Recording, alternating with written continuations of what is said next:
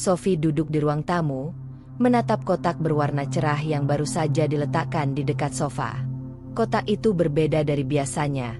Ukurannya cukup besar, dibungkus rapi dengan pita biru yang mengkilap. Ada label nama yang tertulis dengan rapi. Untuk Laras. Hati Sophie berdebar. Laras. Nama itu terdengar akrab, tapi juga asing. Laras adalah janda muda yang tinggal di kompleks sebelah. Sophie ingat pernah melihat Huda beberapa kali berbicara dengannya saat berjalan-jalan sore, tapi tidak ada yang mencurigakan sebelumnya. Lalu mengapa ada hadiah sebesar ini untuk Laras? Dan mengapa Huda tidak pernah mengatakan sepatah kata pun padanya? Sophie menarik napas panjang, mencoba menenangkan pikirannya. Logika bertempur dengan rasa curiga yang perlahan menguasai hatinya. Mungkin hanya basa-basi, pikirnya. Huda kan suka membantu tetangga. Namun, sesuatu di dalam dirinya menolak meyakini alasan sederhana itu. Ia mengenal Huda cukup baik. Dia tahu suaminya pendiam, biasanya tidak terlalu ekspresif saat memberikan hadiah, apalagi kepada orang lain tanpa alasan yang jelas. Dia menatap kotak itu lagi, dan seolah ingin mendapatkan jawaban sendiri, ia membuka pita dengan hati-hati. Di dalamnya, tersusun rapi sepeda listrik berwarna merah metalik, lengkap dengan helm dan stiker anak-anak. Sepeda itu tampak mahal. Sophie mengernyit. Tidak ada catatan, tidak ada pesan. Hanya sepeda itu, berdiri dengan bangga di tengah kotak, seolah menunggu Laras untuk segera menggunakannya. Sophie menutup kotak perlahan, membiarkan rasa curiga itu mengendap.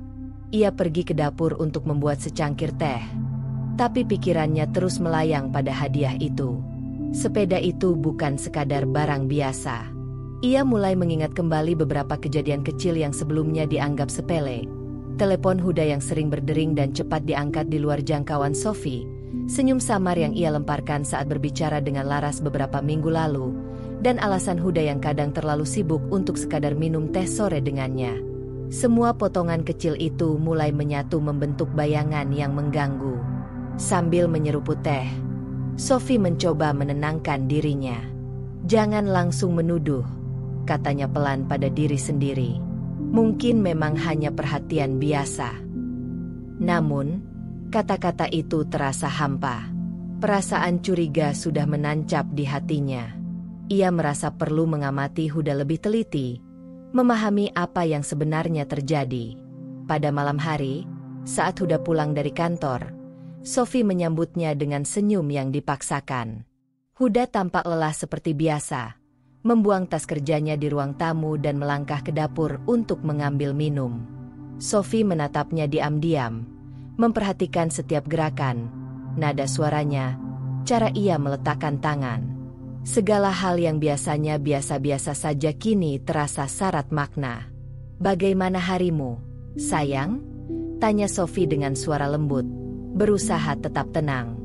Huda tersenyum, wajahnya sedikit tegang, tapi tetap menanggapi dengan santai.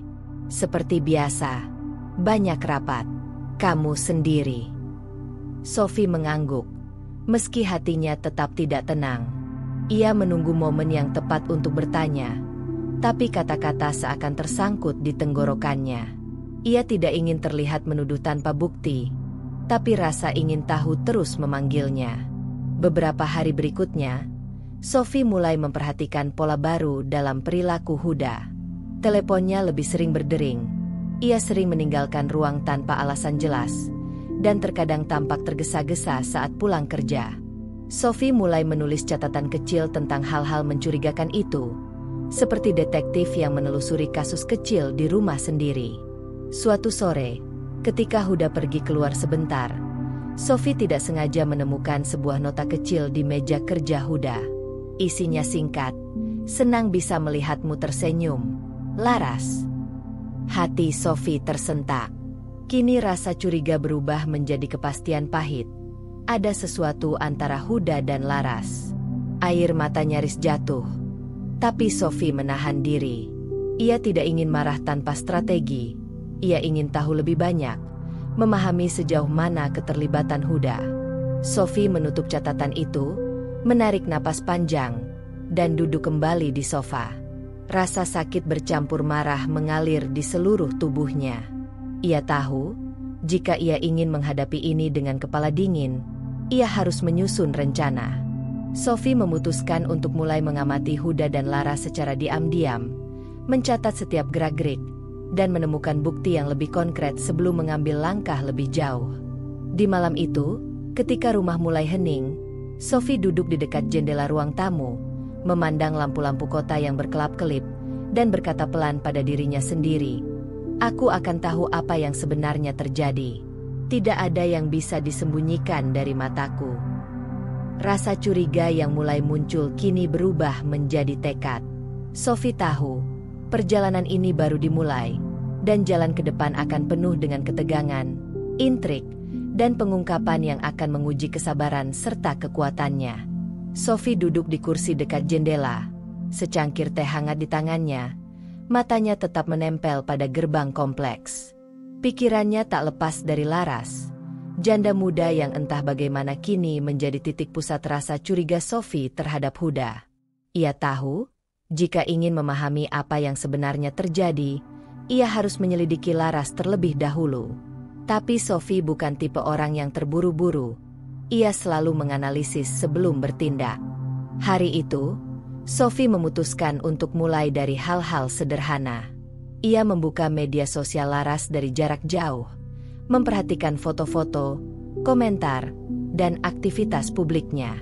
Laras tampak seperti perempuan biasa, ramah, dan selalu tersenyum di setiap fotonya. Namun, satu hal yang menarik perhatian Sophie adalah foto-foto Laras dengan sepeda listrik merah yang kini berada di ruang tamu Sophie. Hati Sophie berdebar lagi. Siapa yang memberinya hadiah ini? Dan mengapa Huda yang terlihat menjadi orang di baliknya? Sambil menyeruput teh, Sophie mulai menulis daftar pertanyaan untuk dirinya sendiri. Apa pekerjaan Laras? Siapa teman dekatnya? Seberapa sering ia bertemu Huda? Setiap jawaban akan menjadi potongan puzzle yang membentuk gambaran hubungan mereka. Ia tahu, langkah awal ini penting agar ia tidak mengambil kesimpulan prematur. Keesokan harinya, Sophie mengambil kesempatan saat Huda sedang sibuk di kantor. Ia berjalan santai ke area taman kompleks, tempat Laras biasanya mengajak anaknya bermain sepeda. Dari jauh, Sophie memperhatikan Laras tanpa terlihat. Laras terlihat hangat dan penuh perhatian terhadap anaknya, tapi juga tampak sesekali melihat sekeliling, mungkin mencari seseorang. Sophie merasa ada sesuatu yang tersembunyi di balik senyum manis itu, sesuatu yang tidak hanya tentang sepeda listrik. Sophie mencatat setiap gerakan Laras, termasuk waktu Laras keluar rumah, siapa yang ditemuinya, dan ekspresi wajahnya saat berinteraksi dengan orang lain. Semua hal kecil itu penting. Ia ingin mengetahui pola hubungan Laras dengan Huda sebelum berasumsi lebih jauh. Beberapa hari kemudian, Sophie mulai memperhatikan pola pertemuan yang cukup konsisten. Huda tampak mengunjungi Laras beberapa kali di sore hari, selalu dengan alasan yang tampak normal, membicarakan pekerjaan, memberikan bantuan kecil, atau sekadar mengobrol. Namun, Sophie merasakan ada ketegangan yang sulit dijelaskan, seperti ada bahasa tubuh yang tidak sesuai dengan hubungan tetangga biasa. Ia mencatat hal itu dengan cermat, menandai setiap detail yang mungkin menjadi bukti. Selain pengamatan fisik, Sophie juga memanfaatkan informasi dari teman-teman dekat Laras. Ia menyapa beberapa tetangga, menanyakan hal-hal ringan tentang Laras, seperti aktivitas sehari-hari, pekerjaan, dan anaknya. Semua jawaban tampak wajar di permukaan, tetapi bagi Sophie, pola-pola ini menimbulkan pertanyaan baru. Mengapa Huda begitu perhatian, hampir selalu muncul di waktu yang sama, di tempat yang sama dengan Laras? Sophie juga mencoba memahami sisi emosional Huda. Ia mengingat percakapan-percakapan singkat mereka di rumah. Cara Huda tersenyum atau mengalihkan topik saat nama Laras muncul. Semua itu menjadi sinyal bagi Sophie bahwa Huda tidak sekadar berinteraksi biasa. Perasaan curiga yang awalnya samar kini mulai berubah menjadi keyakinan yang hati-hati. Ada sesuatu yang disembunyikan Huda, dan Laras berada di pusatnya. Malam itu, Sophie duduk di meja belajarnya, menulis catatan rapi mengenai semua temuan hari itu. Ia membuat timeline interaksi Huda dan Laras, mencatat tanggal, waktu, dan aktivitas yang terlihat. Catatan itu membantu Sophie memvisualisasikan pola yang selama ini tersembunyi. Ia tidak ingin terburu-buru konfrontasi. Bukti yang jelas adalah senjata terbaik. Ketika Huda pulang dari kantor, Sophie tetap bersikap tenang, seolah tidak ada yang terjadi. Ia menyambut Huda dengan senyum yang hangat, menyembunyikan kekhawatiran dan rasa ingin tahunya yang membara. Huda tampak lelah, seperti biasa, dan tidak menyadari bahwa setiap langkahnya diperhatikan dan dicatat dengan cermat. Sophie merasa kepuasan tertentu karena dapat memantau tanpa terdeteksi. Tapi ia juga merasakan beratnya beban emosional yang mulai menumpuk di dadanya. Hari-hari berikutnya menjadi rutinitas yang hati-hati. Sophie tetap menjalani perannya sebagai istri dengan wajar. Namun di balik itu, matanya selalu mengamati. Ia memotret dengan diam-diam momen-momen penting, mencatat setiap interaksi, dan mencoba membaca bahasa tubuh Huda. Laras, di sisi lain, tampak tak menyadari bahwa tindakannya diamati, tetap tersenyum hangat pada siapa saja, termasuk Huda. Sophie mulai merasakan dilema batin. Ia ingin tahu kebenaran, tetapi juga takut jika ia salah menilai. Namun satu hal yang pasti, pola interaksi yang diamatinya sudah cukup mencurigakan untuk membuatnya tetap waspada.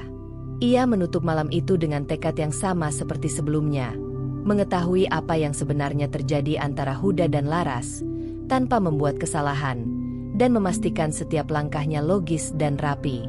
Di kamar tidurnya, sebelum memejamkan mata, Sophie menarik napas panjang. Ia tahu penyelidikan ini baru permulaan. Setiap petunjuk kecil yang berhasil ia kumpulkan akan menjadi bagian dari bukti yang lebih besar. Dan setiap hari yang ia lalui memberi kesempatan untuk mengungkap rahasia yang selama ini disembunyikan Huda. Dengan tekad yang semakin kuat, Sophie menutup matanya, bersiap menghadapi hari-hari berikutnya dengan kewaspadaan dan ketelitian yang lebih tinggi. Sophie duduk di ruang kerja, matanya terpaku pada layar ponsel Huda yang tergeletak di atas meja. Awalnya, ia tidak berniat membuka ponsel suaminya. Rasa ingin tahu yang perlahan berubah menjadi kecurigaan membuatnya tergoda. Ponsel itu bergetar sesekali, menampilkan notifikasi yang selalu cepat dihapus begitu Huda mendekat. Sophie menelan ludah, berusaha menenangkan diri sebelum memutuskan untuk melihat isi pesan. Ia tahu, setiap langkahnya harus hati-hati. Dengan tangan gemetar, Sophie menyalakan layar dan membuka aplikasi pesan. Awalnya hanya beberapa chat biasa, ucapan salam dan sapaan ringan. Namun kemudian, satu percakapan menarik perhatiannya. Pesan itu singkat tapi mengandung keakraban yang tidak pantas bagi seorang tetangga biasa. Tidak sabar bertemu besok. Begitu bunyi pesan dari Laras. Sophie merasakan denyut jantungnya meningkat. Nada itu berbeda dari komunikasi normal. Ada sesuatu yang lebih personal. Sesuatu yang tidak ia izinkan ada di antara Huda dan wanita lain. Sophie menelan ludah lagi. Ia merasa campuran marah dan takut menguasai dirinya. Ia tidak bisa langsung menuduh tanpa bukti lebih lanjut. Tapi perasaan curiga yang selama ini muncul kini mendapatkan dasar yang semakin konkret. Ia memutuskan untuk menelusuri pola pesan itu, mencatat waktu pengiriman dan konteksnya. Semuanya tampak berulang. Pesan dikirim sore hari, biasanya ketika Huda sedang pulang dari kantor atau setelah pekerjaan selesai. Selain pesan teks, ada juga catatan panggilan masuk yang tidak biasa. Nomor Laras tersimpan di daftar panggilan Huda, beberapa kali dalam sehari, kadang hanya beberapa detik. Sophie mengernyit, mencoba memahami maksud dari panggilan yang singkat itu. Mengapa Huda tidak memberitahu aku? Mengapa selalu diam-diam? Pikirnya. Hatinya mulai dipenuhi rasa tidak percaya. Sambil duduk menatap ponsel, Sophie mencoba merasakan kembali interaksi sehari-hari Huda. Senyumannya yang tampak hangat, sapaan ringan, tutur kata lembut. Semua itu kini tampak berbeda di matanya. Ia mulai membaca ulang percakapan sehari-hari yang ia ingat, mencoba mencari tanda-tanda yang mungkin menunjukkan perubahan sikap Huda. Semuanya mulai membentuk pola yang menimbulkan ketegangan di dadanya. Sophie menyadari bahwa ia harus berhati-hati. Menuduh Huda secara langsung sekarang bisa menghancurkan hubungan mereka tanpa solusi, tapi membiarkannya terus menyembunyikan sesuatu juga tidak mungkin. Ia memutuskan untuk mengamati Huda lebih dekat dalam beberapa hari ke depan, mencatat kebiasaan telepon dan pesan-pesan yang datang. Setiap notifikasi yang muncul akan menjadi bagian dari bukti yang ia kumpulkan, seperti detektif yang menelusuri jejak langkah tanpa terlihat oleh subjeknya. Malam itu, Huda pulang seperti biasa, membawa setumpuk dokumen kerja dan tas yang tampak berat. Sophie menyambutnya dengan senyum sopan, mencoba menutupi rasa penasaran yang mendesak di hatinya. Huda tampak lelah, berjalan cepat ke kamar mandi tanpa banyak bicara. Sophie mengikuti dari belakang, memastikan setiap gerak-gerik Huda tetap diperhatikan. Setelah Huda masuk kamar mandi, Sophie memutuskan untuk melihat ponsel lagi. Ia tidak menyentuh ponsel Huda secara sembarangan. Ia hanya memperhatikan dari layar yang menyala, mencoba memahami konteks pesan-pesan yang masuk. Beberapa pesan dari Laras kini terlihat lebih hangat, bahkan terdengar manis jika dibaca sekilas. Hati Sophie tersayat.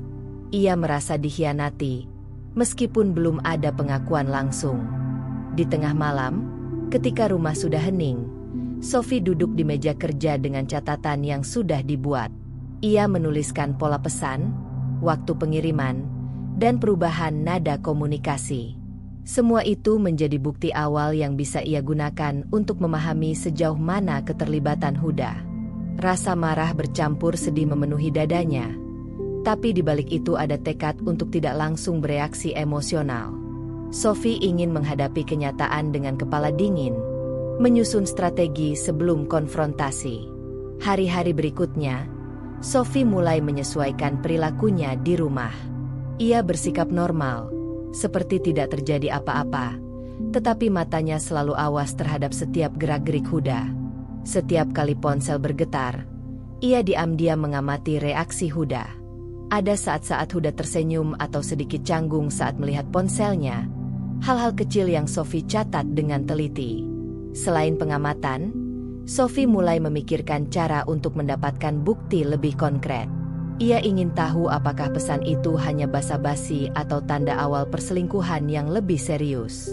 Rencana-rencana kecil mulai ia susun, catatan harian, pengamatan jarak jauh, dan pola interaksi Huda yang dicatat secara sistematis. Semua itu untuk memastikan bahwa langkah berikutnya tidak salah, dan setiap tindakan memiliki dasar yang jelas. Di penghujung malam, Sophie duduk di dekat jendela ruang tamu, memandang lampu kota yang berkelap-kelip, dan berbisik pada diri sendiri. Aku harus tahu kebenaran. Tidak ada yang boleh tersembunyi dariku. Perasaan curiga yang muncul sejak penemuan sepeda listrik kini diperkuat dengan bukti baru, pesan dan telepon misterius. Ia tahu perjalanan ini akan semakin rumit, penuh ketegangan dan dilema emosional, tetapi Sophie merasa lebih siap daripada sebelumnya. Setiap langkah yang ia ambil kini dirancang dengan cermat untuk mengungkap rahasia yang selama ini disembunyikan Huda. Sophie berjalan perlahan menyusuri jalan setapak di taman kompleks. Matahari sore mulai menurun, menebarkan cahaya keemasan yang hangat, tetapi hatinya sama sekali tidak hangat. Pikiran tentang Huda dan pesan-pesan misterius yang ditemuinya di ponsel suaminya terus menghantui.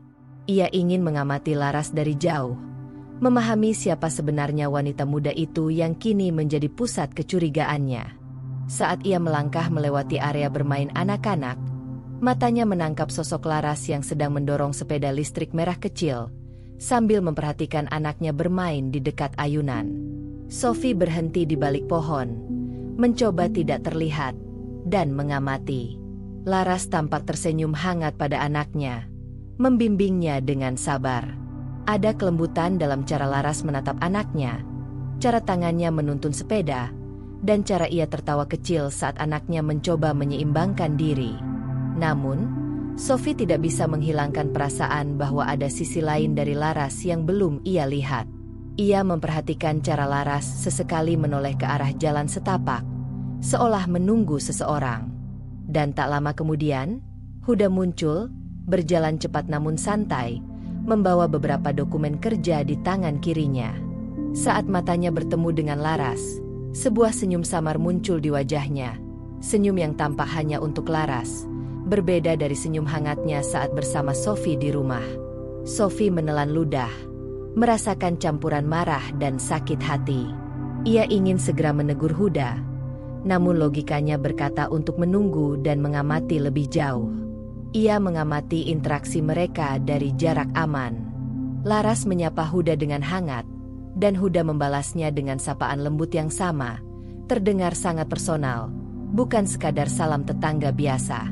Sophie mencatat setiap kata, setiap gerak tubuh, dan setiap ekspresi wajah Huda. Laras terlihat ceria, santai, dan mudah bergaul. Sophie bisa merasakan bahwa Laras pandai membuat orang merasa nyaman. Namun ada sesuatu yang lebih. Cara Laras tertawa saat berbicara dengan Huda, cara ia mencondongkan tubuh sedikit lebih dekat ketika Huda bicara, membuat Sophie merasa ada sesuatu yang lebih dari sekadar persahabatan. Hati Sophie berdegup kencang, tapi ia tetap menahan diri agar tidak terkesan curiga terbuka. Huda dan Laras berjalan bersama di sepanjang jalan setapak, berbicara santai tentang hal-hal kecil, pekerjaan, kegiatan anak, dan beberapa rencana sederhana untuk akhir pekan. Sophie mencatat bahwa mereka tampak sangat akrab. Bahkan Huda terlihat lebih rileks dan tersenyum lebih lebar daripada biasanya ketika berbicara dengan Laras. Ia merasa sakit, tapi juga penasaran. Sophie ingin memahami, bukan sekadar menuduh. Ia ingin melihat pola, tanda-tanda yang lebih jelas tentang hubungan mereka. Saat Huda membantu Laras menyesuaikan posisi anaknya di sepeda listrik, Sophie memperhatikan gerakan tangan Huda yang begitu lembut dan perhatian. Ia membandingkan itu dengan sikap Huda terhadap dirinya sendiri beberapa hari terakhir. Ada ketegangan yang tak bisa ia abaikan. Perbedaan mencolok antara bagaimana Huda memperlakukan Laras dan dirinya. Sophie menekankan rasa sakit itu ke dalam dirinya, memutuskan untuk tetap fokus pada fakta dan pengamatan. Sophie memutuskan untuk mendekat sedikit, berpura-pura berjalan santai sambil menatap bunga di tepi jalan. Dari sudut pandangnya, ia bisa mendengar percakapan mereka lebih jelas tanpa terlihat terlalu dekat. Laras menanyakan kabar Huda dengan nada ringan, dan Huda membalas dengan sedikit tawa, tampak santai. Setiap kata terdengar alami, namun bagi Sophie, setiap tawa dan senyum itu menambah rasa curiga yang semakin kuat. Ketika pertemuan itu berakhir, Huda pamit untuk pulang, sedangkan Laras mengantar anaknya kembali ke rumah. Sophie tetap berdiri di tempatnya, menyembunyikan diri di balik pohon. Ia menatap mereka pergi, mencoba mencerna semua yang dilihatnya. Laras ternyata bukan hanya wanita manis yang ramah. Ia juga memiliki kecerdasan sosial yang membuat Huda nyaman berada di dekatnya. Dan Huda, entah bagaimana, tampak terpikat dengan kepribadian Laras yang hangat dan mudah bergaul. Sophie menarik napas panjang, menahan perasaan campur aduk yang memenuhi dadanya. Ia tahu, pertemuan tak sengaja ini memberinya banyak informasi. Laras hangat dan perhatian, Huda nyaman dan terlihat akrab dengannya, serta interaksi mereka lebih dari sekadar tetangga biasa. Semua ini menjadi petunjuk baru dalam penyelidikan Sophie, memperkuat rasa curiga yang telah muncul sejak menemukan sepeda listrik dan pesan misterius. Malam itu, Sophie duduk di meja kerjanya, menulis catatan rinci tentang pertemuan hari ini. Ia mencatat gerak tubuh Huda, nada percakapan, cara Laras tersenyum, dan momen-momen kecil yang mungkin penting. Setiap detail menjadi bukti tambahan yang akan membantunya memahami sejauh mana hubungan Huda dan Laras. Rasa sakit dan marah bercampur dengan tekad. Sophie tidak akan gegabah, tapi ia akan mengumpulkan fakta sebanyak mungkin sebelum menghadapi kenyataan. Sambil menatap lampu kota dari jendela, Sophie berbisik pelan pada dirinya sendiri. Aku harus tahu semuanya. Tidak ada yang boleh tersembunyi dariku. Rasa penasaran dan tekadnya semakin kuat. Pertemuan tak sengaja hari ini telah membuka babak baru dalam penyelidikannya. Sebuah babak yang akan menentukan langkah Sophie berikutnya dalam menghadapi rahasia yang selama ini disembunyikan Huda. Sophie duduk di ruang tamu yang remang-remang. Lampu meja menyoroti catatan dan ponselnya. Beberapa hari terakhir, pikirannya tak lepas dari Huda dan Laras. Rasa curiga yang muncul sejak penemuan sepeda listrik dan pesan-pesan misterius kini diperkuat dengan pengamatan langsung di taman. Namun Sophie tahu, perasaan curiga saja tidak cukup. Ia butuh bukti. Bukti kecil yang, jika dikumpulkan, bisa membentuk pola yang jelas dan tak terbantahkan. Hari itu, saat Huda keluar sebentar untuk membeli sesuatu, Sophie memanfaatkan kesempatan untuk memeriksa ruang kerja suaminya. Ia berjalan pelan, hati-hati agar tidak meninggalkan jejak. Meja Huda penuh dengan dokumen, tapi matanya tertuju pada laptop yang terbuka di sudut.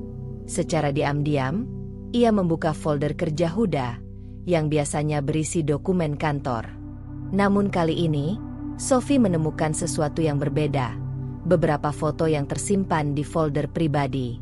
Foto-foto itu menampilkan Huda dan Laras dalam berbagai situasi. Ada foto Huda membantu Laras memperbaiki sepeda listrik, foto mereka duduk berdua di bangku taman, dan beberapa selfie yang diambil dengan senyum hangat, tampak sangat akrab. Sophie menelan ludah, perasaan campur aduk muncul. Marah, sedih, tapi juga lega karena akhirnya ada bukti konkret yang bisa ia pegang. Bukti kecil ini memberi Sophie petunjuk jelas bahwa interaksi mereka lebih dari sekadar sapaan tetangga biasa. Selain foto, Sophie menemukan beberapa chat tersimpan di aplikasi laptop Huda. Pesan-pesan itu singkat, namun nada dan pilihan kata menunjukkan keakraban yang tak wajar. "Terima kasih sudah membantuku tadi," tulis Laras, dan Huda membalas dengan kata-kata hangat yang seharusnya tidak diberikan kepada seorang tetangga. Setiap chat itu Sophie simpan di catatan pribadinya, mencatat waktu dan konteksnya. Sophie menyadari bahwa bukti kecil seperti ini adalah kunci untuk memahami pola hubungan mereka. Foto dan chat mungkin terlihat sepele, tapi jika dikumpulkan, akan menunjukkan konsistensi perhatian Huda terhadap Laras. Ia mulai membuat timeline rinci, tanggal, waktu, dan konteks setiap foto, setiap chat, bahkan setiap interaksi yang ia amati langsung.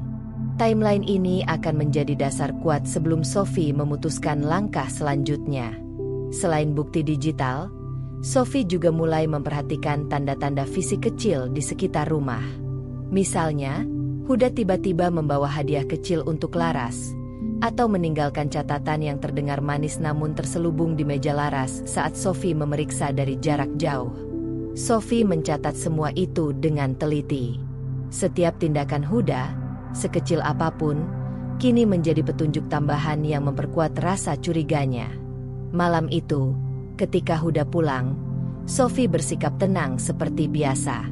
Senyumannya hangat, suaranya lembut, namun matanya tetap waspada.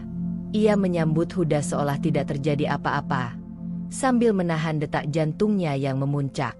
Huda tampak lelah, berjalan cepat ke ruang kerjanya.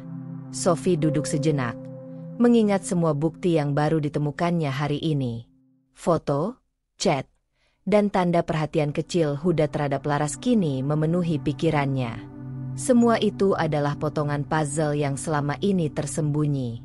Hari berikutnya, Sophie memutuskan untuk menggabungkan semua bukti. Ia mencetak beberapa foto, menyalin chat ke buku catatan, dan menandai setiap interaksi penting. Setiap bukti kecil ini ia simpan rapi, seolah membangun fondasi untuk langkah selanjutnya. Sophie tahu, bukti-bukti ini akan menjadi landasan yang tidak bisa dibantah ketika ia menghadapi Huda suatu saat nanti. Selain itu, Sophie juga mulai mencatat reaksi Huda ketika menerima telepon atau pesan Laras. Ada beberapa kali Huda tersenyum sendiri, atau menutup ponsel dengan cepat saat Sophie mendekat. Hal-hal kecil ini mungkin terlihat sepele bagi orang lain, Tapi bagi Sophie, semuanya menunjukkan pola perhatian Huda yang tidak wajar terhadap Laras. Setiap gerakan, senyum, atau sikap Huda kini dicatat dengan teliti. Di malam hari, Sophie duduk di dekat jendela, memandang lampu kota yang berkelap-kelip. Ia menulis catatan harian tentang bukti yang ditemukan hari ini, mencoba menyusun pola hubungan Huda dan Laras. Rasa sakit bercampur marah terus mengalir. Tetapi Sophie merasa lebih kuat karena kini ia memiliki bukti konkret. Bukti kecil ini memberinya kontrol, sebuah alat untuk memahami sejauh mana Huda terlibat dengan Laras dan mempersiapkan langkah selanjutnya dengan kepala dingin. Sophie menarik napas panjang, menatap langit malam, dan berkata pelan pada dirinya sendiri, "Aku akan tahu semuanya. Tidak ada yang bisa disembunyikan dariku." Bukti kecil yang dikumpulkannya hari ini hanyalah awal dari penyelidikan yang lebih mendalam. Sophie tahu, semakin banyak bukti yang ia temukan, semakin jelas gambaran sebenarnya, dan semakin kuat tekadnya untuk menghadapi kenyataan dengan strategi dan ketelitian yang matang. Sophie berdiri di dapur, tangannya mengepal di sisi tubuh, mencoba menahan perasaan yang berkecamuk di dalam hatinya. Malam itu, lampu gantung memberi cahaya hangat, tapi suasana hati Sophie sama sekali tidak hangat.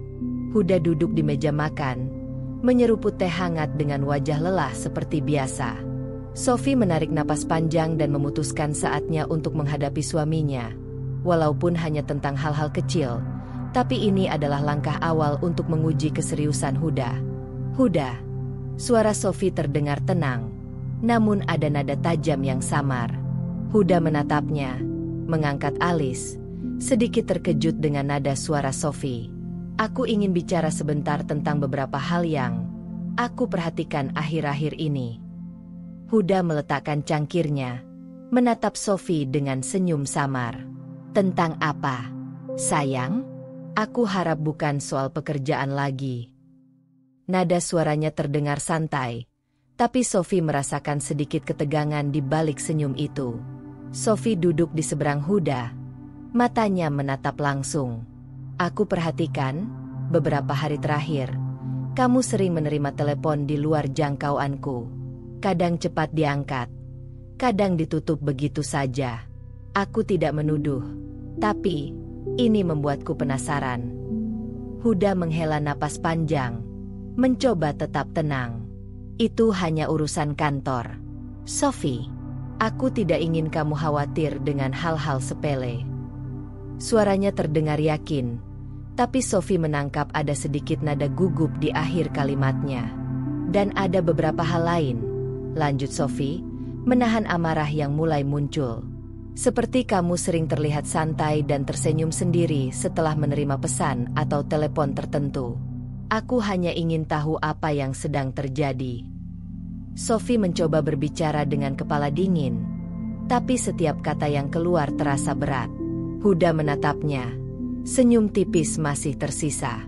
"Sophie, aku bilang, itu tidak ada apa-apa. Kamu terlalu berlebihan menafsirkan semua hal kecil."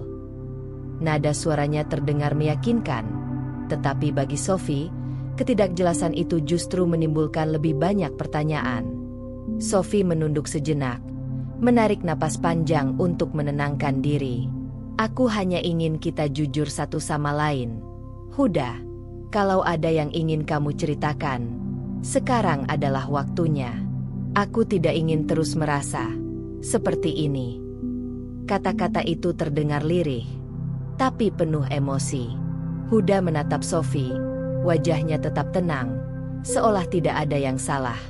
"Sophie, aku bilang tidak ada yang perlu dikhawatirkan. Kamu terlalu cepat menilai." Ia berdiri, mencoba mengambil sikap yang meyakinkan, menaruh tangan di bahu Sophie. "Percayalah padaku, aku tidak melakukan hal yang salah." Sophie menarik bahu dari genggaman Huda, menatap matanya dengan tegas. "Aku ingin percaya, Huda, tapi ada sesuatu yang mengganggu hatiku. Aku bisa merasakannya. Aku tidak butuh pengakuan sekarang, tapi aku ingin kamu jujur. Jangan hanya menutupi dengan kata-kata manis." Huda menggeleng, menundukkan kepala sebentar, kemudian menatap Sophie dengan ekspresi datar. Aku tidak akan bohong, tapi aku juga tidak melakukan apa yang kamu pikirkan. Kadang kamu terlalu sensitif. Sophie, semua itu hanya kesalahpahaman. Sophie menghela napas, merasakan ketegangan yang semakin meningkat. Ia tahu, ini hanya konfrontasi awal, dan Huda menolak mengakui apapun, tetapi reaksinya memberikan petunjuk tersendiri. Ada kegugupan yang tak bisa disembunyikan sepenuhnya, walaupun ia berusaha menutupi dengan kata-kata dan senyum. Kalau begitu, Sophie berkata pelan, tapi setiap kata terasa seperti ketukan keras. Aku akan mengamati lebih teliti. Aku tidak akan langsung menuduh, tapi aku akan memastikan apa yang sebenarnya terjadi. Huda menatapnya, tidak mengatakan apa-apa, hanya mengangguk pelan. Sophie tahu itu bukan tanda kapitulasi, itu adalah bentuk penghindaran. Namun bagi Sophie, itu cukup memberi sinyal bahwa ada sesuatu yang disembunyikan. Malam itu, setelah Huda pergi tidur, Sophie duduk di meja kerja, menulis catatan rinci tentang konfrontasi hari ini. Setiap reaksi Huda, senyum tipis, penghindaran tatapan mata, dan kata-kata yang terdengar yakin namun datar, dicatat dengan teliti. Sophie tahu, bukti perilaku ini akan sangat berguna untuk langkah selanjutnya. Ia tidak ingin mengambil keputusan berdasarkan emosi semata. Setiap gerakan Huda yang tampak sepele kini menjadi petunjuk dalam puzzle yang lebih besar. Sophie menatap jendela, memandang lampu-lampu kota yang berkelap-kelip, dan berkata pelan pada dirinya sendiri. Aku akan tahu semuanya, Huda. Tidak ada yang bisa kau sembunyikan. Konfrontasi awal ini memang belum menghasilkan pengakuan, tapi ketegangan emosionalnya meningkat. Sophie merasa lebih waspada, lebih fokus, dan lebih siap menghadapi langkah berikutnya.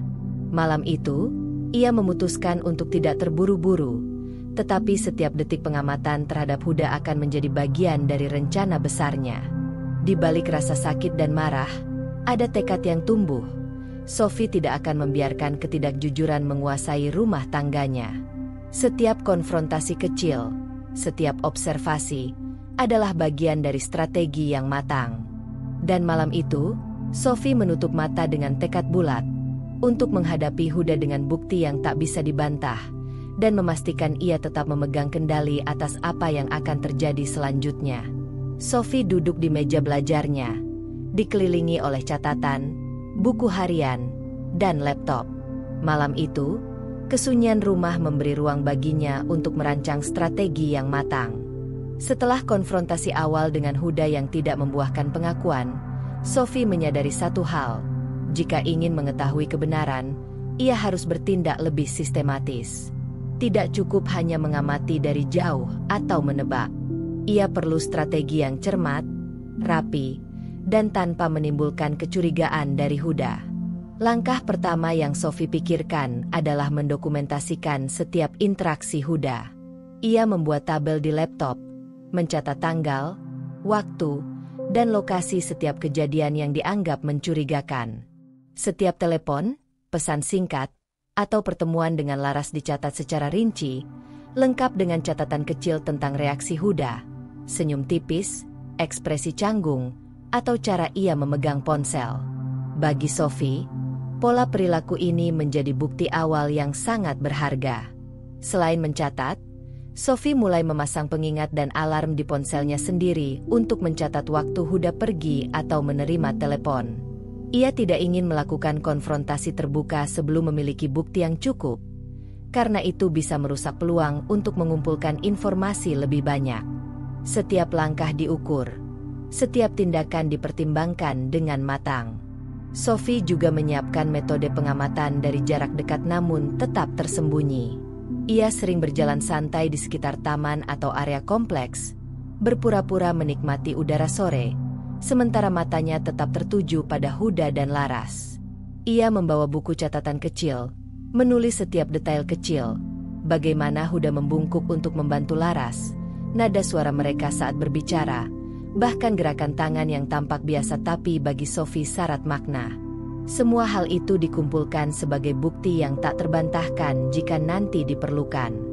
Selain pengamatan langsung, Sophie juga memanfaatkan teknologi. Ia membuat folder khusus di laptop untuk menyimpan foto atau dokumen penting yang ia temukan sebelumnya. Setiap file diberi nama sesuai tanggal dan konteks, sehingga mudah diakses dan dianalisis. Sophie tahu, bukti digital ini akan menjadi bagian penting dalam strategi jangka panjangnya. Tidak hanya itu, Sophie mulai memikirkan pola rutinitas Huda. Ia memperhatikan jam keberangkatan Huda ke kantor, jam pulang, dan aktivitas lain di luar rumah. Dengan mengetahui rutinitas ini, Sophie bisa memperkirakan kapan Huda kemungkinan berinteraksi dengan Laras, sehingga pengamatannya bisa lebih efektif. Setiap pola yang ditemukan ia catat dalam diagram alur sederhana, sehingga terlihat jelas pola interaksi dan peluang untuk mendapatkan bukti lebih lanjut. Sophie juga mempertimbangkan kemungkinan Huda mengetahui pengamatannya. Ia harus berhati-hati agar tidak menimbulkan kecurigaan. Ia berpura-pura menjalani rutinitas normal, tetap hangat dan ramah, menyembunyikan rasa curiga yang terus menguat. Huda tampaknya tidak menyadari perubahan kecil dalam perilaku Sophie, tetapi Sophie tahu, setiap langkah harus dilakukan dengan presisi. Hari-hari berikutnya, Sophie mulai menguji strategi ini. Ia berjalan di sekitar taman pada waktu yang biasanya Huda bertemu Laras, sambil mencatat semua interaksi. Ia memotret dari jarak jauh beberapa momen penting. Huda membantu Laras memperbaiki sepeda, Laras tersenyum saat Huda berbicara, dan beberapa detik tatapan yang terasa hangat dan berbeda. Sophie menyimpan semua foto itu dalam folder khusus, memberikan catatan singkat untuk setiap momen, sehingga tidak ada detail yang hilang. Selain itu, Sophie mulai mencatat interaksi yang lebih halus. Nada suara saat Huda menerima telepon, gerakan tubuh saat ia berbohong kecil, atau cara Huda menutup ponsel begitu Laras menelepon. Setiap tanda ini dianggap penting, karena bagi Sophie, bukti tidak selalu berupa kata-kata atau foto, tetapi juga perilaku dan pola yang konsisten. Malam itu, setelah semua catatan dan dokumen disusun, Sophie duduk menatap jendela. Lampu kota berkelap-kelip di kejauhan, memberi kontras dengan ketenangan yang terasa di dalam hatinya. Ia menulis kesimpulan sementara. Bukti-bukti kecil yang dikumpulkan selama beberapa hari terakhir mulai membentuk pola yang jelas, dan strategi pengamatan yang ia susun memberikan kendali atas informasi. Sophie tahu, setiap langkah berikutnya harus tetap logis, hati-hati, dan sistematis. Ia menutup laptop, menarik napas panjang, dan berkata pelan pada dirinya sendiri, "Sekarang aku siap. Tidak ada yang akan tersembunyi dariku." Strategi memantau yang dirancang bukan hanya soal menemukan bukti, tetapi juga tentang mengendalikan situasi, menjaga ketenangan, dan memastikan setiap tindakan Huda tercatat tanpa menimbulkan kecurigaan. Malam itu, Sophie merasa lebih kuat dan lebih fokus, menyadari bahwa ketegangan yang terus meningkat adalah bagian dari proses untuk mengungkap kebenaran.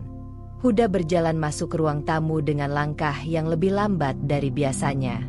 Ada perasaan aneh yang menggelayut di dadanya sejak beberapa hari terakhir, sesuatu yang sulit dijelaskan. Biasanya ia bisa menutupi interaksi dengan Laras tanpa meninggalkan jejak, tapi belakangan ia merasa Sophie menatapnya dengan intensitas berbeda, seperti sedang meneliti setiap gerak-geriknya. Ia menggeleng pelan, mencoba menepis rasa tidak nyaman itu. Hanya perasaanku saja, pikirnya. Tidak mungkin Sophie sadar apapun.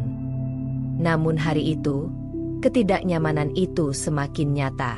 Saat Huda mengangkat ponsel untuk melihat pesan masuk, matanya menangkap pandangan Sophie yang duduk di meja. Matanya seolah menembus layar ponsel. Ada ketegangan halus di udara.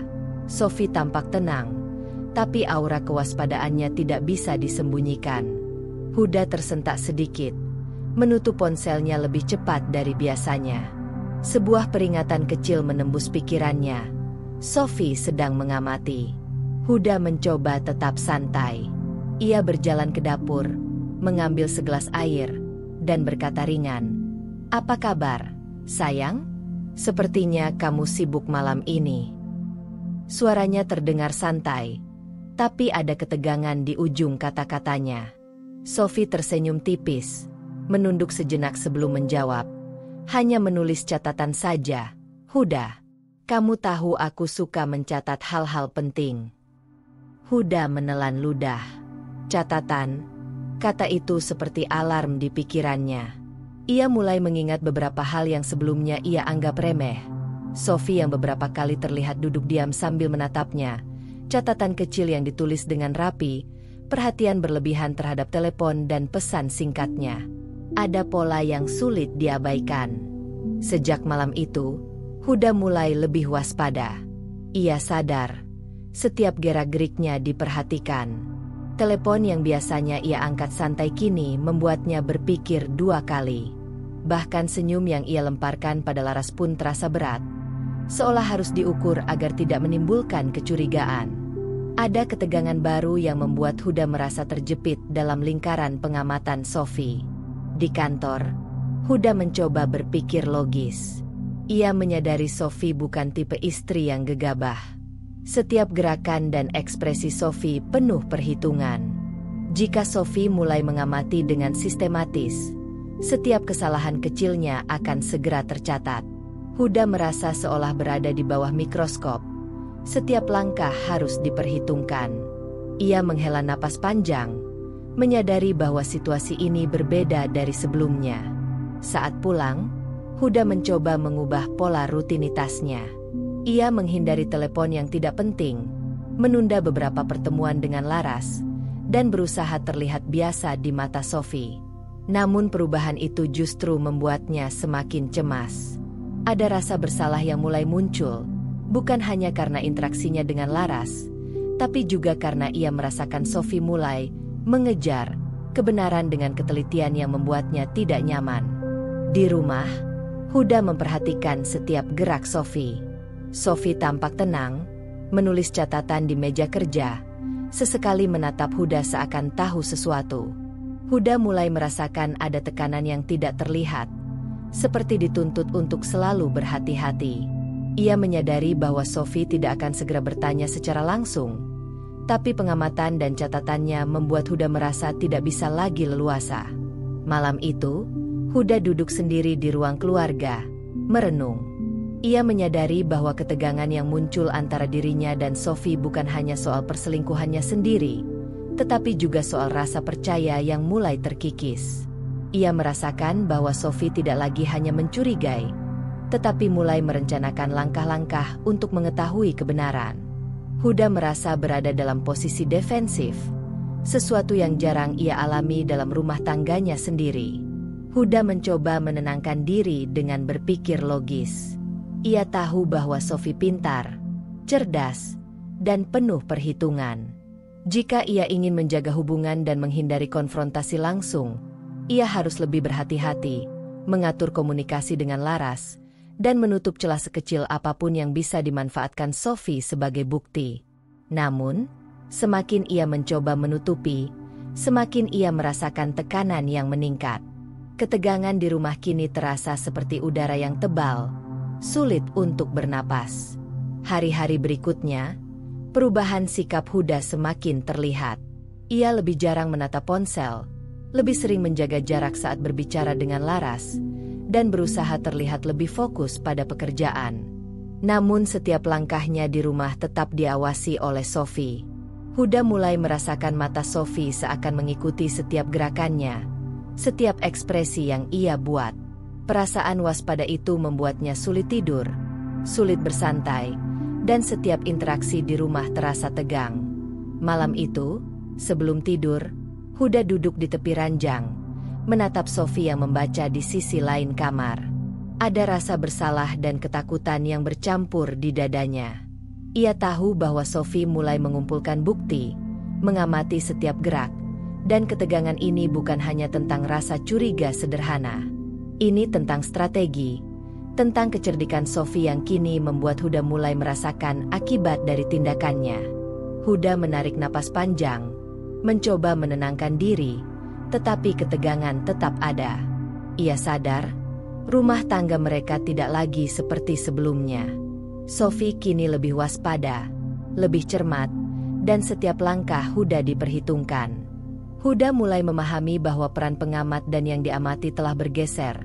Dan malam itu, Huda menyadari satu hal yang menakutkan. Sophie tidak akan berhenti sampai ia mengetahui semua kebenaran. Sophie duduk di meja kerja. Tangan gemetar memegang ponsel Huda yang sengaja ia pinjam saat suaminya keluar sebentar. Beberapa hari terakhir, ia telah mengumpulkan bukti kecil dan pola perilaku Huda, tetapi malam ini sesuatu yang lebih jelas muncul, bukti yang membuat dada Sophie terasa sesak, dan emosinya nyaris meledak. Awalnya, ia hanya ingin memeriksa kembali riwayat pesan.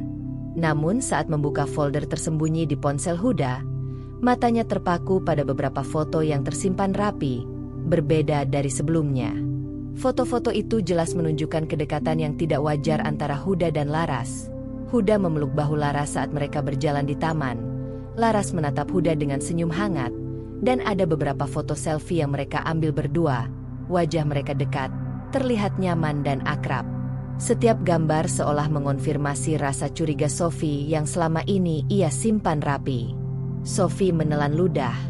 Matanya berkaca-kaca. Ia merasakan campuran marah, sakit hati, dan pengkhianatan yang mendalam. Bukti ini tidak bisa lagi diabaikan sebagai kesalahpahaman atau interaksi biasa.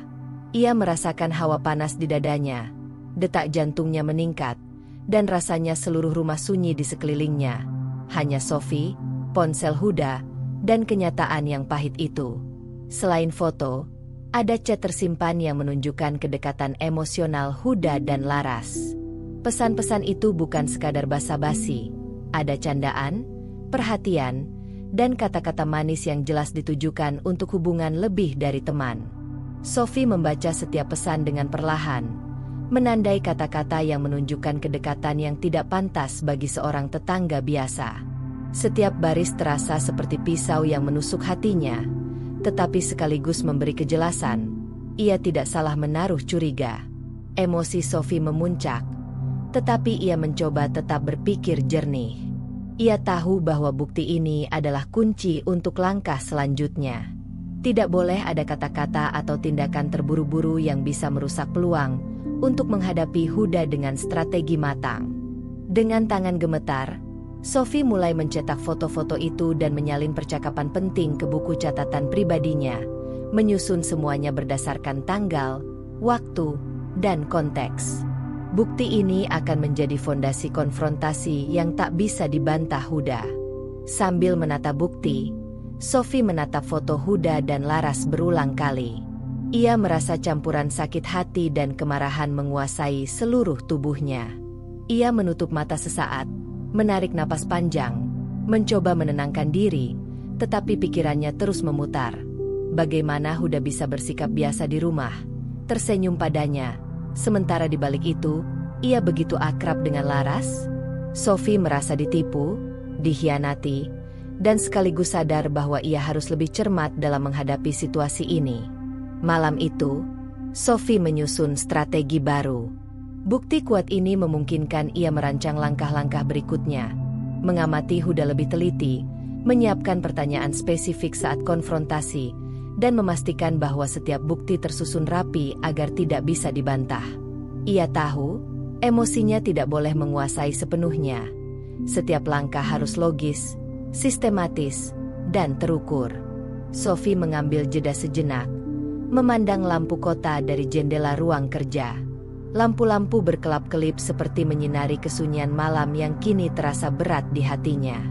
Ia menutup mata, membayangkan bagaimana Huda bisa begitu santai di rumah sementara rahasia ini ada di tangannya sekarang. Rasa sakit hati bercampur kemarahan membuatnya ingin segera menghadapi Huda, tetapi logika menahannya. Sophie tahu, bukti kuat ini harus digunakan dengan tepat, agar Huda tidak bisa mengelak. Beberapa jam kemudian, Sophie duduk kembali menatap bukti-bukti digital dan cetakan foto. Ia menandai momen-momen paling jelas. Tatapan, senyuman, sentuhan kecil, dan pesan-pesan manis yang tidak seharusnya ada di antara suami dan tetangga. Setiap bukti ia beri kode dan catatan singkat, sehingga ketika nanti diperlukan, ia bisa menunjukkan bukti secara sistematis tanpa terburu-buru. Sophie merasakan tekadnya semakin kuat. Ini bukan sekadar rasa curiga, tetapi kebenaran yang harus dihadapi Huda. Ketika Huda pulang, Sophie menyambutnya seperti biasa, dengan senyum yang tampak hangat, namun matanya tetap waspada. Huda tidak menyadari bahwa malam ini, Sophie telah menemukan bukti yang akan mengubah dinamika rumah tangga mereka. Huda tersenyum lelah, mencium pipi Sophie, tetapi Sophie hanya menunduk sebentar, menahan emosi yang hampir pecah. Ia tahu, saat yang tepat untuk konfrontasi akan datang, dan bukti kuat ini akan memberinya kendali. Malam itu, sebelum tidur, Sophie menata semua bukti di meja kerja, menatapnya dengan mata yang berkaca-kaca. Ia merasa lelah secara emosional, tetapi sekaligus lega karena akhirnya memiliki kejelasan. Bukti kuat ini tidak hanya mengonfirmasi kecurigaannya, tetapi juga memberikan dasar untuk langkah selanjutnya, mengungkap kebenaran tanpa celah bagi Huda untuk mengelak. Sophie menarik napas panjang, menutup mata sejenak, dan berkata pelan pada dirinya sendiri, "Aku akan tahu semuanya. Huda, tidak ada yang bisa kau sembunyikan dariku. Dan malam ini, aku lebih siap dari sebelumnya." Sophie duduk di ruang tamu yang sunyi. Lampu temara memantulkan bayangan samar di dinding. Tangannya menopang dagu, matanya menatap kosong keluar jendela. Bukti kuat tentang Huda dan Laras masih tertata rapi di meja kerjanya. Namun malam itu Sophie tidak memikirkan strategi atau rencana konfrontasi. Yang memenuhi pikirannya adalah dilema yang tak kunjung reda, antara menghadapi Huda dengan fakta atau membiarkan rasa sakit hati memicu keinginan balas dendam yang bisa menghancurkan semuanya. Ia menarik napas panjang, mencoba menenangkan detak jantungnya yang masih bergelora. Setiap foto, setiap pesan, setiap interaksi yang terekam dalam catatannya terasa seperti luka yang terus menganga. Sophie merasa dikhianati, namun ada sisi dalam dirinya yang menolak untuk hanya menjadi korban. Ia ingin Huda merasakan konsekuensi dari perbuatannya, ingin membalas sakit hati yang selama ini ia pendam. Namun di sisi lain, Sophie sadar bahwa balas dendam tidak akan menyelesaikan masalah. Ia ingin rumah tangga yang pernah hangat itu tetap utuh, atau setidaknya, jika perpisahan tidak bisa dihindari, ia ingin menghadapi Huda dengan kepala dingin dan bukti yang tak terbantahkan, bukan dengan amarah sesaat. Dilema ini membuat Sophie terjebak di antara emosi dan logika, antara hati yang terluka dan akal yang jernih. Ia mengingat kembali masa-masa awal pernikahannya dengan Huda, saat mereka tertawa bersama, merencanakan masa depan, dan saling mendukung. Semua kenangan itu kini terasa pahit, karena tercemar oleh pengkhianatan yang tak pernah ia bayangkan. Sophie menutup mata sejenak, membiarkan air mata menetes perlahan. Namun ia tahu, menangis saja tidak akan menyelesaikan apapun. Bukti yang ada di depannya menuntut tindakan, dan tindakan itu harus dipikirkan dengan matang. Sophie mulai menyusun skenario di kepalanya. Ia bisa menghadapi Huda langsung malam ini, menuntut jawaban dan pengakuan, memaksa Huda merasakan ketakutan dan rasa bersalah. Atau ia bisa menunggu waktu yang tepat, mengumpulkan bukti tambahan, dan memastikan bahwa konfrontasi berikutnya tidak hanya emosional, tapi juga strategis. Pilihan pertama terasa menggoda karena memberi kepuasan instan, tapi Sophie sadar itu bisa berakhir kacau, membuat Huda menutup diri lebih rapat dan bahkan merusak peluang untuk mendapatkan kebenaran lebih dalam. Di tengah kebingungan itu, Sophie menutup laptopnya dan berdiri. Ia berjalan pelan ke dapur, menuang segelas air, dan menatap cermin di dinding. Refleksi wajahnya menatap balik, mata merah karena lelah, tapi ada ketegasan yang mulai muncul. Ia menyadari bahwa keputusan yang diambil malam ini akan menentukan arah hidupnya. Sophie tidak bisa membiarkan emosi sesaat menguasai dirinya. Ia harus mempertimbangkan konsekuensi setiap tindakan. Sophie duduk kembali di sofa, membuka catatan yang berisi bukti-bukti Huda dan Laras. Ia membaca ulang, menandai setiap momen yang paling jelas menunjukkan kedekatan mereka. Perasaan sakit hati bercampur kemarahan membuat tangannya bergetar. Tapi ia menarik napas, menenangkan diri, dan mencoba berpikir rasional. Kalau aku menghadapi Huda sekarang dengan marah, dia pasti akan menutup diri. Aku harus sabar, tapi tegas, bisiknya dalam hati. Ia menulis daftar pro dan kontra dalam benaknya. Menghadapi Huda sekarang berarti segera mendapatkan pengakuan, tapi risiko konfrontasi emosional tinggi. Menunggu dan merencanakan konfrontasi dengan strategi matang berarti bukti yang lebih kuat, tetapi harus menahan emosi dan menunda kepuasan pribadi. Sophie menyadari, pilihan kedua lebih sesuai dengan prinsipnya. Ia ingin keadilan, bukan sekadar balas dendam. Sophie menatap jendela lagi, melihat lampu-lampu kota berkelap-kelip di kejauhan. Malam itu ia menyadari satu hal, dilema moral yang dihadapinya bukan hanya soal Huda dan Laras, tetapi soal dirinya sendiri. Bagaimana ia akan menghadapi pengkhianatan tanpa kehilangan harga diri, tanpa membiarkan kemarahan menguasai setiap keputusan. Ia tahu, jalan ke depan akan sulit, penuh ketegangan. Tetapi ia merasa lebih kuat karena kini ia memiliki bukti, strategi, dan tekad. Sambil menulis catatan harian, Sophie menegaskan niatnya. Konfrontasi harus dilakukan dengan kepala dingin, penuh bukti, dan tetap menjaga prinsip. Tidak ada tempat untuk emosi sesaat yang bisa merusak rencana. Malam itu, Sophie menutup buku catatan, menarik napas panjang, dan berkata pelan pada dirinya sendiri. Aku tidak akan membiarkan rasa sakit menguasai hidupku. Aku akan menghadapi Huda dengan fakta, bukan dengan amarah. Dan malam ini, aku akan bersiap untuk langkah selanjutnya, dengan kepala dingin dan hati yang kuat. Dengan tekad itu, Sophie merasakan sedikit lega. Dilema moralnya masih ada, tapi ia tahu arah yang harus ditempuh. Malam itu, di dalam kesunyian rumah, Sophie menutup mata dengan perasaan campur aduk, sakit hati, marah, tapi juga penuh tekad dan kendali. Ia siap menghadapi kebenaran, kapanpun itu tiba, dan kali ini, ia tidak akan membiarkan emosi menghalangi langkahnya. Sophie duduk di ruang kerjanya, meja dipenuhi bukti-bukti yang telah ia kumpulkan selama beberapa minggu terakhir. Lampu meja yang temaram membuat bayangan bukti-bukti itu terlihat seperti potongan fragmen kehidupan yang kini ia pegang di tangan. Malam itu, ia tidak hanya merencanakan konfrontasi. Sophie ingin memastikan Huda merasakan penderitaan akibat perbuatannya, bukan sekadar rasa sakit yang ia alami selama ini. Strategi itu harus cermat, sistematis, dan tidak boleh terburu-buru. Sophie menarik napas panjang, menatap foto-foto Huda dan Laras yang tersusun rapi di meja. Ia tahu, emosi saja tidak cukup untuk menghadapi pengkhianatan ini. Ia membutuhkan rencana yang membuat Huda sadar bahwa perbuatannya tidak bisa luput dari konsekuensi. Langkah pertama yang ia tetapkan adalah memanfaatkan bukti yang telah dikumpulkannya. Foto, chat, dan perilaku Huda yang tercatat dengan teliti. Bukti-bukti ini akan menjadi alat untuk menyusun tekanan psikologis, agar Huda merasakan ketidaknyamanan yang sebanding dengan pengkhianatannya.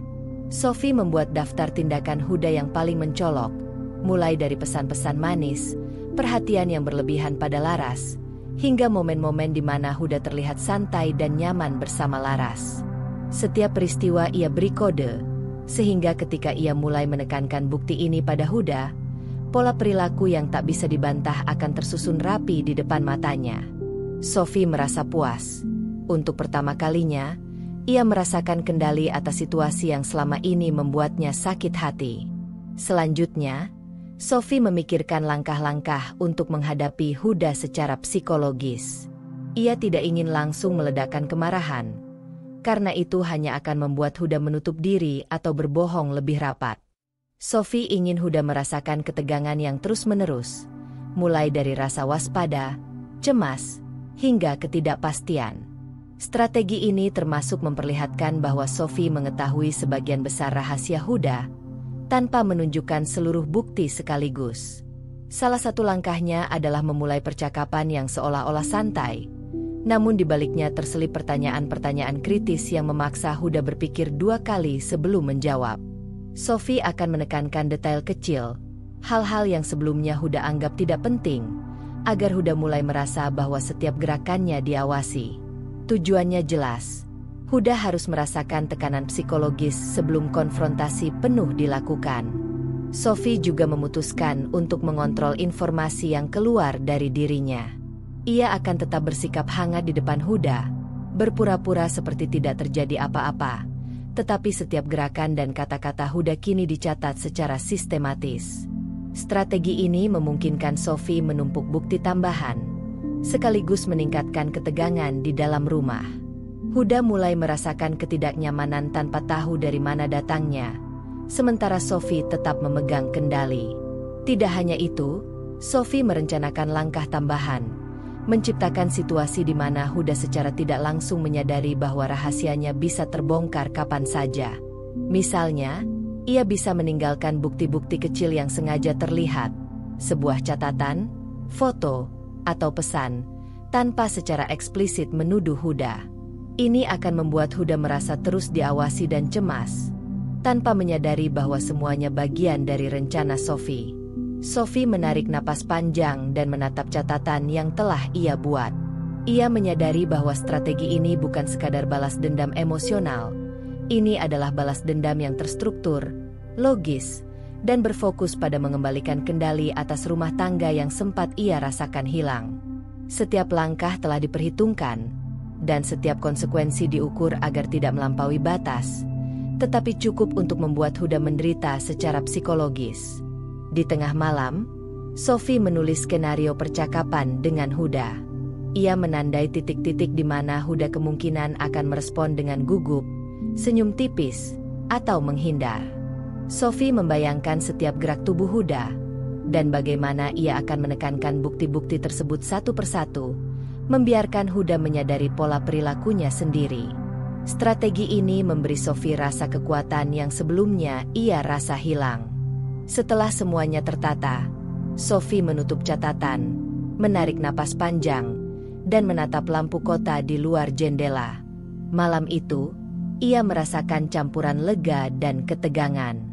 Ia tahu rencana balas dendam ini tidak hanya soal membuat Huda menderita. Ini juga tentang mengambil kembali kendali atas hidupnya, membuktikan bahwa pengkhianatan tidak akan dibiarkan begitu saja. Sambil menatap bukti-bukti di meja, Sophie berkata pelan pada dirinya sendiri, Huda akan merasakan apa yang telah ia lakukan. Tapi aku akan tetap logis, tetap tegas, dan tidak membiarkan emosiku menghancurkan semuanya. Ini bukan tentang amarah, tapi tentang keadilan. Dengan tekad itu, malam itu Sophie menutup laptop, merapikan bukti, dan bersiap untuk langkah berikutnya. Rencana balas dendamnya telah terbentuk, matang, dan logis. Ketegangan meningkat, tetapi Sophie merasa lebih kuat, lebih fokus, dan lebih siap menghadapi Huda, bukan sekadar dengan kemarahan, tetapi dengan strategi yang akan membuat Huda merasakan konsekuensi dari pengkhianatannya sendiri. Sophie berdiri di dapur, menyeduh kopi untuk dirinya sendiri sambil memikirkan rencana yang telah ia susun matang-matang. Malam sebelumnya, setiap detail strategi balas dendam telah ia susun, langkah demi langkah, bukti demi bukti, dan skenario percakapan yang akan ia gunakan untuk menimbulkan tekanan psikologis pada Huda. Hari itu, rencana itu akan mulai dijalankan. Ketika Huda masuk dari kantor, Sophie menyambutnya dengan senyum hangat, seolah malam itu tidak ada yang salah. Namun di balik senyum itu terselip tekad yang kuat.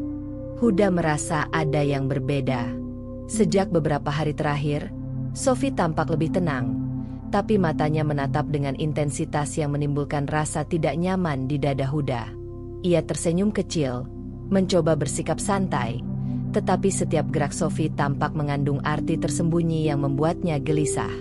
"Bagaimana harimu, Huda?" tanya Sophie sambil menuangkan kopi ke dalam cangkir Huda. Nada suaranya lembut, tetapi penuh ketelitian. Huda menelan ludah, tersadar bahwa nada suara itu tidak sekadar basa-basi. Ada sesuatu di balik ramahan itu yang membuatnya merasa diawasi. Dinilai. Sophie duduk di seberang Huda, meletakkan secangkir kopi, dan mulai menyusun percakapan dengan hati-hati. Ia mulai menyinggung hal-hal kecil yang selama ini tampak tidak penting, tetapi bagi Huda, hal itu memicu rasa bersalah dan ketidaknyamanan. Aku melihat beberapa teleponmu beberapa hari terakhir. Hanya ingin memastikan semuanya baik-baik saja, kata Sophie dengan nada tenang. Huda tersenyum canggung. Ah, itu hanya urusan kantor. Tidak ada yang perlu dikhawatirkan, Sophie. Namun matanya tidak bisa menutupi sedikit kegugupan. Sophie mencatat perubahan ekspresi itu dalam benaknya. Tekanan pertama sudah mulai terasa. Huda mulai menyadari bahwa setiap geraknya diperhatikan dengan detail. Langkah berikutnya, Sophie mulai menyinggung momen-momen tertentu, tanpa menampilkan bukti langsung. Ia menceritakan beberapa hal yang Huda lakukan beberapa hari sebelumnya. Cara ia tersenyum sendiri, nada suaranya saat menelepon seseorang, atau sikapnya yang tampak berbeda di taman. Semua diungkapkan dengan cara seolah hanya pengamatan biasa. Tapi bagi Huda, pesan tersiratnya jelas. Sophie tahu lebih banyak dari yang Huda pikir. Huda mulai merasakan tekanan yang terus meningkat. Setiap kata Sophie menimbulkan kegelisahan. Ia mencoba tetap tenang, mengalihkan perhatian, tetapi pola pengamatan Sophie membuatnya sulit bernapas. Ada rasa bersalah dan ketakutan yang bercampur, seolah setiap gerakannya kini akan dicatat dan dianalisis. Huda menyadari, rencana balas dendam Sophie sudah mulai dijalankan. Sophie kemudian menunjukkan bukti-bukti kecil secara perlahan, satu persatu, tanpa mengumbar seluruh foto atau chat. Ia meletakkan sebuah catatan di meja, seolah tidak sengaja terlihat, kemudian menyebutkan percakapan tertentu yang terdengar manis tapi tidak sesuai dengan sikap Huda di rumah. Reaksi Huda tidak bisa disembunyikan. Matanya melebar sebentar, tangannya gemetar saat menaruh cangkir kopi, dan ada jeda panjang sebelum ia menjawab. Tekanan pertama itu berhasil menimbulkan rasa takut dan bersalah.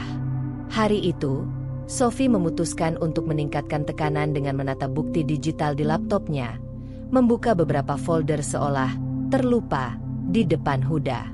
Foto-foto dan chat yang sebelumnya disimpan rapi kini terlihat sekilas, cukup untuk membuat Huda sadar bahwa Sophie mengetahui lebih banyak daripada yang ia kira. Huda menatap layar laptop itu dari kejauhan, menelan ludah, dan merasa terpojok tanpa harus ada kata-kata keras yang keluar dari mulut Sophie. Sophie memperhatikan setiap reaksi Huda, mencatat ekspresi wajahnya, nada suaranya, dan gerakan tubuhnya. Ia tahu, tekanan psikologis ini adalah bagian dari eksekusi rencana. Setiap gerakan Huda kini terasa lebih hati-hati, lebih canggung, dan ketegangan mulai memenuhi ruang tamu. Huda sadar bahwa rahasianya tidak lagi aman, dan ini adalah awal dari penderitaan yang akan Sophie ciptakan, langkah demi langkah, tanpa harus terburu-buru. Malam itu, Sophie duduk di dekat jendela, memandang lampu kota yang berkelap-kelip, sambil menata bukti-bukti yang akan digunakan besok. Ia merasakan kepuasan terselubung, tetapi juga kewaspadaan. Rencana balas dendam ini baru dimulai, dan Huda sudah mulai merasakan efek pertamanya. Kegelisahan, ketidaknyamanan, dan ketakutan akan hal-hal yang tidak ia kuasai. Sophie menutup laptop, menarik napas panjang, dan berkata pelan pada dirinya sendiri, langkah pertama berhasil. Huda mulai merasakan tekanan. Ini baru awal, dan aku akan memastikan setiap langkah berikutnya membawanya lebih dekat pada kesadaran penuh tentang perbuatannya. Malam itu, ketegangan di rumah meningkat, tetapi Sophie merasa lebih kuat dari sebelumnya. Ia memegang kendali penuh atas situasi, mengetahui bahwa setiap bukti dan strategi yang ia susun akan membuat Huda merasakan konsekuensi dari pengkhianatannya. Eksekusi telah dimulai, dan Sophie siap menuntaskan rencananya dengan kepala dingin dan hati yang penuh tekad. Sophie berdiri di ruang tamu, napasnya tertahan, hati berdebar. Malam itu, setelah berminggu-minggu merencanakan dan menyiapkan bukti, ia merasa saatnya tiba, konfrontasi penuh dengan Huda. Semua bukti, foto, chat, catatan perilaku, tersusun rapi di meja. Sophie menatap Huda yang duduk di sofa. Terlihat lelah setelah pulang dari kantor. Dan ia tahu bahwa ketenangan yang Huda tunjukkan akan segera diuji. Huda, suara Sophie terdengar tegas, tetapi tetap terkendali. Huda menoleh, menatapnya dengan mata lelah yang tidak menyadari apa yang akan datang. Aku ingin bicara. Sekarang. Huda menelan ludah, merasakan sesuatu yang berbeda dalam nada suara Sophie. Ada ketegangan yang tidak bisa ia abaikan. Ia berdiri, mencoba tersenyum, namun senyumnya tidak sampai ke matanya. Tentang apa, Sophie? Tanyanya dengan hati-hati. Nada suaranya mencoba terdengar santai, tapi jelas terguncang. Sophie melangkah mendekat. Matanya menatap tajam ke mata Huda. Tentang semua hal yang selama ini kau sembunyikan dariku. Aku tahu tentang Laras. Aku tahu tentang pesan-pesan itu. Tentang perhatianmu yang kau pikir tidak aku lihat. Aku tahu segalanya. Huda. Huda terdiam sejenak. Wajahnya memucat. Ia mencoba mencari kata-kata. Tetapi suara Sophie yang tegas membuatnya terhenti. Ada ketegangan yang menahan setiap napasnya. Seolah ruangan itu menyempit. Sophie melanjutkan, suaranya lembut tapi tajam. Aku menahan sakit ini selama berminggu-minggu. Aku mengumpulkan bukti, mencatat setiap gerakanmu, setiap pesan yang kau kirim. Dan malam ini, semuanya akan kau hadapi. Sophie meletakkan bukti-bukti di meja, satu persatu. Foto-foto Huda dengan Laras, chat yang jelas menunjukkan kedekatan yang tidak pantas, catatan perilaku Huda yang terekam secara sistematis. Huda menatap setiap bukti itu, bibirnya bergetar sedikit. Ia tidak bisa mengelak. Setiap detail telah dicatat dengan rapi. Tidak ada celah untuk kebohongan. Apa ini? Huda akhirnya bersuara. Suaranya serak, mencoba terdengar tenang tapi jelas terguncang. Sophie menatapnya tajam. Ini semua yang kau pikir bisa kau sembunyikan dariku. Kau mengira aku tidak memperhatikan? Kau mengira aku bodoh? Suaranya bergetar, tapi penuh kendali. Aku merasa dikhianati. Huda, aku merasa rumah tangga kita dirusak oleh pengkhianatanmu. Dan aku menuntut kejujuranmu. Sekarang. Huda menunduk, menatap foto-foto itu tanpa bisa menatap mata Sophie. Ada rasa bersalah yang menghimpit dada, tapi juga ketakutan akan konsekuensi yang kini ia rasakan. Sophie, Aku tidak tahu harus mulai dari mana, katanya lirih. Sophie menarik napas panjang, menahan air mata yang ingin jatuh. Mulai dari jujur. Tidak ada yang bisa kau sembunyikan lagi. Aku ingin mendengar dari mulutmu sendiri, bukan dengan kebohongan atau alibi. Aku ingin kebenaran. Huda, semua kebenaran. Huda menelan ludah, mencoba menenangkan diri, tetapi ketegangan emosional itu terlalu berat. Ia tahu bahwa semua yang ia lakukan telah tercatat. Semua pengkhianatan tidak bisa lagi ditutupi. Aku salah. Sophie, aku tidak seharusnya melakukan ini. Aku tidak tahu bagaimana menjelaskan. Aku menyesal. Suaranya serak, gemetar. Sophie menatapnya dengan mata berkaca-kaca. Menyesal saja tidak cukup. Huda, kau telah melukai aku, menghancurkan rasa percaya yang aku berikan padamu. Semua rasa sakit ini, kau harus menghadapinya. Kau harus merasakan apa yang aku rasakan. Huda menunduk, menahan diri agar tidak menangis di depan Sophie. Ia mulai merasakan tekanan psikologis yang Sophie rancang, ketidaknyamanan, ketakutan, dan kesadaran bahwa setiap kebohongan kini terkuak. Ia merasa terpojok. Tak ada jalan untuk mengelak. Sophie telah menyiapkan bukti dan strategi dengan teliti, dan kini Huda harus menghadapi konsekuensi emosional dari perbuatannya sendiri. Sophie melangkah mendekat, menaruh tangannya di meja dekat bukti-bukti itu. Aku tidak ingin hanya membalas dendammu. Huda, aku ingin kau mengerti apa artinya pengkhianatan. Aku ingin kau memahami rasa sakit yang aku rasakan setiap hari selama ini. Dan aku ingin kau jujur sepenuhnya. Tidak ada lagi rahasia. Huda menatap Sophie. Wajahnya pucat, bibirnya bergetar. Ia tahu, malam ini adalah titik balik. Semua kesalahan yang ia lakukan selama ini terbuka. Semua pengkhianatan yang ia kira tersembunyi kini terlihat jelas. Ia merasakan penderitaan yang selama ini hanya Sophie yang rasakan. Aku minta maaf. Sophie, aku salah. Aku menyesal. Aku tidak tahu bagaimana memperbaikinya. Sophie menatapnya lama, menahan emosi yang memuncak. Ia merasa lega sekaligus hancur. Konfrontasi penuh ini adalah puncak dari semua rencana dan kesabaran yang telah ia lakukan. Ia menunduk sebentar, menenangkan diri, lalu berkata dengan suara tegas namun lembut, "Sekarang kau tahu bagaimana rasanya dikhianati. Dan ini baru awal. Huda, aku akan memutuskan langkah berikutnya setelah kau benar-benar jujur dan menyadari kesalahanmu." Huda hanya bisa menatap Sophie, terdiam, merasakan tekanan yang menguasai seluruh dirinya.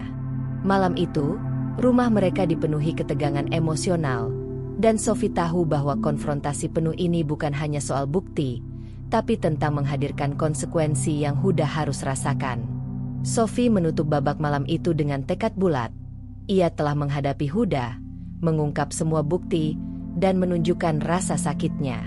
Kini, langkah berikutnya akan menentukan apakah Huda benar-benar menyadari kesalahannya atau Sophie harus mengeksekusi strategi lebih jauh. Malam itu menjadi titik klimaks dalam permainan psikologis dan emosional yang telah mereka jalani selama berminggu-minggu. Huda duduk di sofa ruang tamu, kepala tertunduk, tangan menutup wajahnya. Perasaan campur aduk, bersalah, malu, dan menyesal, menghimpit dadanya seperti batu berat. Setelah konfrontasi penuh dengan Sophie, ia mulai merasakan konsekuensi nyata dari tindakannya sendiri.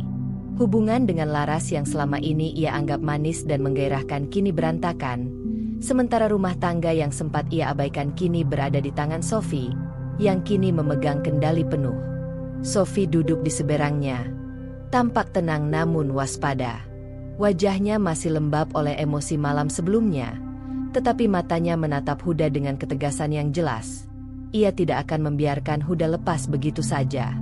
Huda menatap Sophie sesaat, merasakan kekuatan yang sebelumnya tidak ia sadari dalam diri istrinya.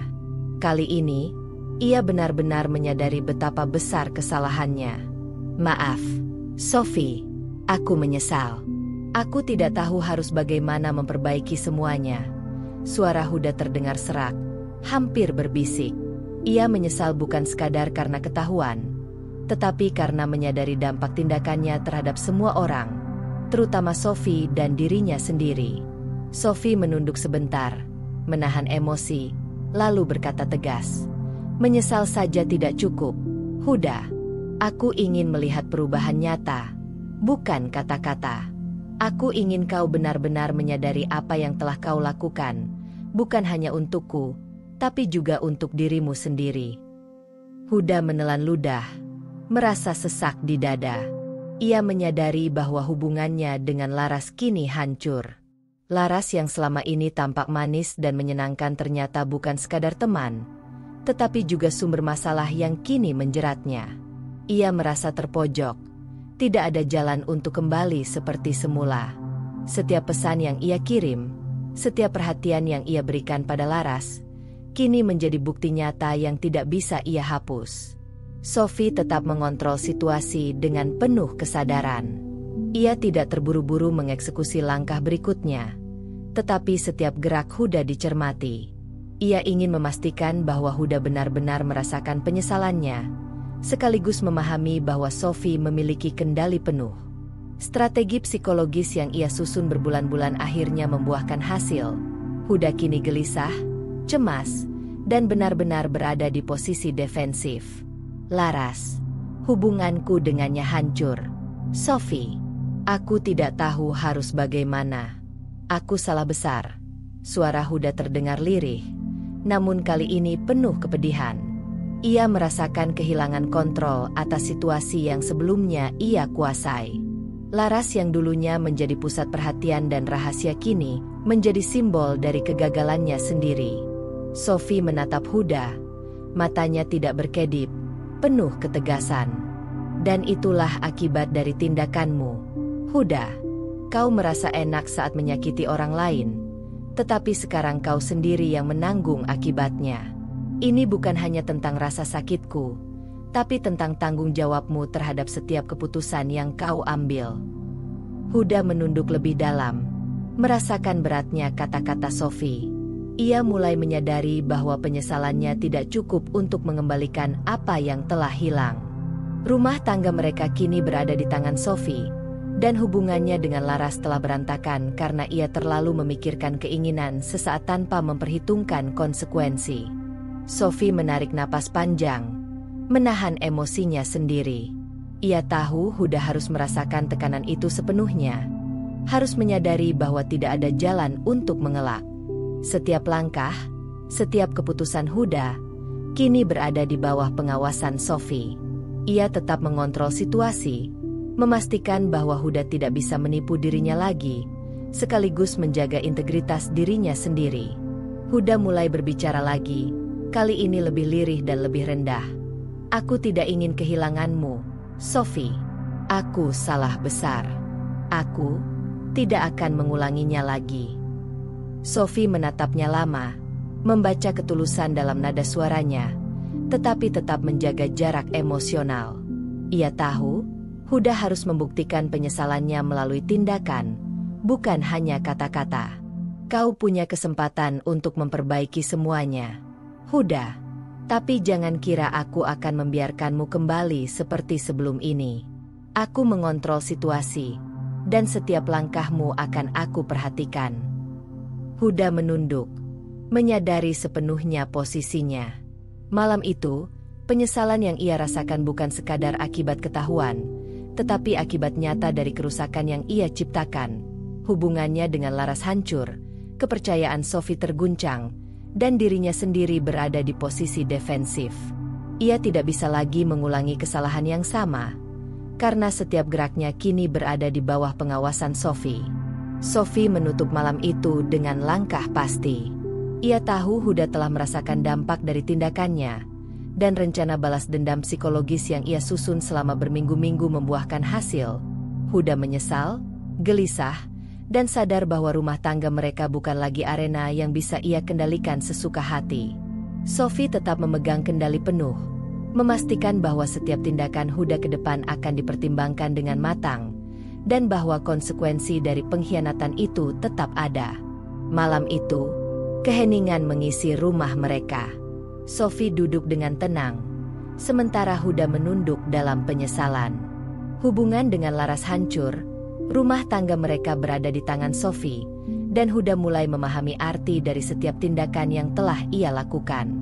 Penyesalan itu tidak hanya emosional, tetapi juga logis, akibat nyata yang tidak bisa ia hindari. Sophie, dengan kendali penuh, menyadari bahwa langkah-langkah terakhir kini ada di tangannya, memastikan Huda benar-benar belajar dari kesalahan, atau mengambil keputusan yang lebih tegas jika diperlukan. Sophie duduk di teras rumah pada sore yang tenang, udara hangat menyentuh kulitnya, dan cahaya matahari memantul di jendela ruang tamu. Rasanya berbeda. Rumah yang sebelumnya dipenuhi ketegangan kini terasa lebih ringan, meskipun bekas luka emosional masih ada. Sophie menarik napas dalam-dalam, merasakan kebebasan yang datang dari pengendalian penuh atas hidupnya sendiri. Ia telah melewati semua badai yang ditimbulkan oleh pengkhianatan Huda, dan malam itu, ia menegaskan satu hal, ia kuat dan mandiri. Huda, di sisi lain, duduk di ruang kerja, menatap langit-langit dengan wajah muram. Penyesalan yang menguasainya kini menjadi bagian dari kehidupan sehari-hari. Hubungan dengan Laras hancur total. Laras, yang selama ini tampak manis dan memikat, kini menghadapi kenyataan pahit bahwa hubungannya dengan Huda tidak bisa lagi diteruskan. Semua perasaan manis yang mereka anggap sebagai rahasia kini menjadi bukti dari kesalahan mereka. Huda merasa setiap langkahnya kini dikontrol oleh kesadaran akan akibat dari tindakannya sendiri. Ia hidup dalam penyesalan yang nyata dan terus-menerus. Sophie menatap ke dalam rumah, melihat Huda duduk di ruang kerja. Ia tidak merasa marah lagi. Hanya ada ketegasan dan kesadaran bahwa setiap tindakan Huda akan berbuah konsekuensi yang harus ia tanggung. Sophie tidak lagi menjadi korban, melainkan pengendali situasi. Ia tahu Huda telah merasakan semua tekanan psikologis yang direncanakannya, dan kini waktunya bagi Sophie untuk menegaskan kemandiriannya. Ia berdiri, berjalan ke ruang kerja, dan menatap Huda. "Huda," suaranya tenang, tetapi tegas. "Kau hidup dengan penyesalanmu sendiri sekarang. Semua yang kau lakukan tidak bisa dihapus. Dan aku tidak lagi tergantung padamu secara emosional. Rumah ini adalah milikku juga. Dan aku yang menentukan arah hidupku." Huda menunduk, tidak mampu menatap Sophie. Ia merasakan sepenuhnya kedalaman kata-kata Sophie. Ini bukan sekadar marah atau sakit hati, tetapi pengakuan bahwa Sophie telah menguasai situasi, dan Huda harus menerima kenyataan itu. Ia merasa terpojok, tidak hanya secara emosional, tetapi juga secara moral. Sophie telah menunjukkan kekuatan yang tidak bisa ia bantah. Di luar rumah, Laras duduk di mobilnya, menatap jalan yang sepi. Ia menyadari kesalahannya sendiri. Selama ini ia hanyut dalam perasaan dan perhatian Huda, tanpa menyadari konsekuensi yang ditimbulkan bagi Sophie, rumah tangga mereka, dan dirinya sendiri. Malam itu, Laras merasakan penyesalan yang mendalam. Ia tahu hubungannya dengan Huda telah berakhir, bukan hanya karena tekanan Sophie, tetapi karena setiap tindakan yang mereka lakukan selama ini salah dan tidak bisa diulang. Sophie kembali ke teras, duduk di kursi favoritnya, dan menatap matahari yang mulai condong ke barat. Perasaan tenang menyelimuti dirinya. Semua langkah yang ia ambil selama ini, mengamati, mengumpulkan bukti, merencanakan konfrontasi, dan mengeksekusi strategi balas dendam psikologis, akhirnya membuahkan hasil. Huda menyesal, Laras sadar akan kesalahannya, dan Sophie sendiri kini bebas dari rasa sakit yang selama ini membelenggunya. Ia menutup mata sejenak, membiarkan angin sore membelai wajahnya. Sophie menyadari bahwa kekuatan dan kemandirian tidak datang dari menghukum orang lain semata, tetapi dari kemampuan untuk mengendalikan diri, mengambil keputusan tepat, dan menghadapi kenyataan dengan kepala dingin. Ia merasa bangga dengan dirinya sendiri. Ia tidak hancur oleh pengkhianatan, tetapi justru bangkit lebih kuat. Huda di ruang kerja masih menunduk, menatap tumpukan dokumen, wajahnya muram. Ia tahu bahwa penyesalan ini adalah bagian dari konsekuensi yang harus ia tanggung sepanjang hidup. Ia tidak bisa mengulang masa lalu, tidak bisa memperbaiki hubungannya dengan Laras, dan yang paling penting, ia telah kehilangan kendali atas rumah tangga yang dulu ia anggap aman. Sophie telah menunjukkan bahwa ia bukan istri yang pasif. Ia adalah sosok yang mandiri, tegas, dan penuh perhitungan. Laras, di sisi lain, mulai memahami bahwa setiap keputusan memiliki konsekuensi. Hubungannya dengan Huda telah hancur karena pilihan-pilihan yang salah dan perilaku yang tidak bertanggung jawab. Ia merasakan kepahitan akibat keegoisan mereka sendiri, dan malam itu, ia memutuskan untuk mengambil jarak, introspeksi, dan belajar dari kesalahan. Sophie menegaskan satu hal di dalam hatinya, masa depan adalah miliknya. Ia bisa memilih untuk tetap membangun rumah tangga bersama Huda dengan batasan tegas, atau ia bisa melangkah sendiri, menjalani hidup tanpa bergantung pada pengkhianatan orang lain. Malam itu, ia merasakan kekuatan penuh, bukan dari bukti atau strategi, tetapi dari keyakinan bahwa dirinya mampu berdiri sendiri, menghadapi konsekuensi orang lain, dan tetap memegang kendali atas hidupnya. Dengan langkah mantap, Sophie menutup buku catatannya, menatap Huda, dan berkata pelan, "Ini adalah akhir dari permainan. Aku tidak lagi menjadi korban. Aku berdiri di sini, tegas, kuat, dan mandiri. Dan itu tidak bisa kau ambil dariku. Huda. Huda menunduk, menelan ludah, menerima kenyataan pahit bahwa semua ini adalah akibat dari tindakannya sendiri.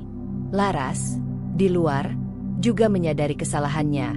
Sementara Sophie duduk di teras, menikmati udara sore dan sinar matahari yang hangat, simbol dari kebebasan, kemandirian, dan kekuatan yang ia raih. Malam itu, ketegangan rumah tangga berakhir, konflik selesai, dan Sophie menegaskan satu hal: ia mandiri, kuat, dan hidupnya bukan lagi tergantung pada pengkhianatan orang lain. Dunia di sekitarnya mungkin pernah kacau, tetapi dirinya kini menemukan kedamaian, kendali, dan kekuatan yang sesungguhnya. Dan begitulah akhir dari cerita kita hari ini. Setiap perjalanan, seberapapun kecilnya, selalu menyimpan pelajaran dan makna. Semoga kisah ini bisa menginspirasi, menghibur, atau bahkan membuka sudut pandang baru untukmu. Kalau kamu suka dengan cerita seperti ini, jangan lupa untuk like, komen, dan tentunya subscribe agar kamu nggak ketinggalan cerita-cerita seru berikutnya. Aktifkan juga lonceng notifikasinya supaya kamu jadi yang pertama tahu saat cerita baru tayang. Sampai jumpa di kisah selanjutnya.